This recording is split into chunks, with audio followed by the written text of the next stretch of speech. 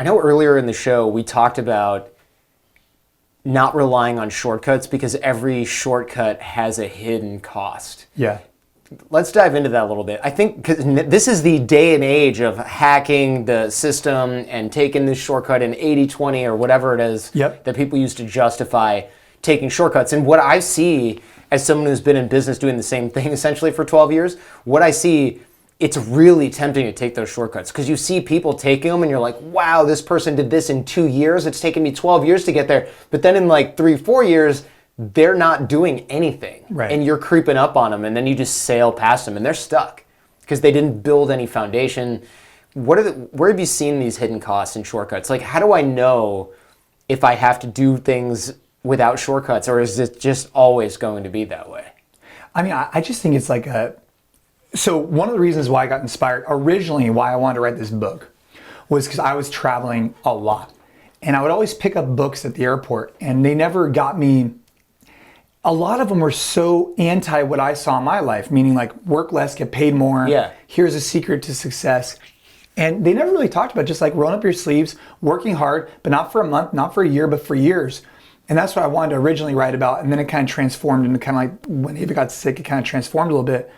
But I think when you talk about these shortcuts, I mean, I just think it's a fact that in life, I don't know if I've ever had a situation where I knew I was kind of taking a shortcut and it worked out well long term. And I think the best example of that is when you buy something that's cheap and you think it's going to be as good as something that's like, you know, there's a reason why something's more expensive because it was built better, it was this and that, but you just find the cheap one. Well, long term, the cheap one that in my experience, it breaks, it this, it that, and I have to end up spending twice as much than I could have just done it right the first time. You know, measure twice, cut once. And I just think that in life, in business in particular, if it seems too good to be true, and if it seems like a shortcut, it probably is, and it will eventually catch up with you. Maybe not in a year, maybe not in 5 years, but eventually, because of this foundation of skills we talk about. And I don't have any exact, like, there's so many examples of that. It's just unbelievable.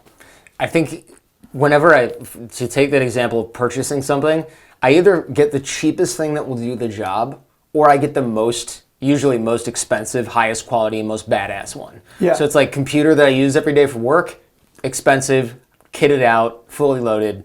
Batteries for something I use occasionally, cheapest possible, recyclable, rechargeable, whatever version will do. When you go in the middle, this is a little bit of a tangent, but when you go in the middle on products, for example, you often pay a markup on something that's branded and marketed better and is more expensive, but is still really the cheap thing in terms of quality. Yeah. When you get to the top and the high end, with a few exceptions, you find something that's like handmade in Italy, the pasta maker, it's heavy, it doesn't break, they've tested it, it's worked in these Italian noodle shops for 30 years, people have had the same one. Right. And then there's like the Chinese one made out of plastic when people are like, broke after a week, and you're like, all right. So you get, if you're gonna make a lot of noodles, which apparently we're doing now, you get the best pasta maker that you can get. And the example, the analogy here is the same thing for business. For example, in my business as a host, I'll spend $7,000 hiring a coach for like 3 hours. That's like the head anchor at CNN. And he doesn't want to coach, he doesn't want to teach. And I'm like, I need you to learn from you because you do these things that I want to do in my job. And he's like, fine, $8,000. I'm like, damn it. Yep. Wolf Blitzer, you're expensive. Like those kinds of things you have to pay for. And the shortcut would be, I'm just going to hire someone to spam my shit all over Instagram, and then I'll get more listens. I don't have to be a battery reviewer. What you'll do is you'll get more listens, but then you won't get that deep connection. I think, you know, in business, I've learned that as well. You know, that things take time, and it's really tough, especially in this day and age. You know, I think it's going to be challenging in the future, and I don't look to this as being very favorable for our children.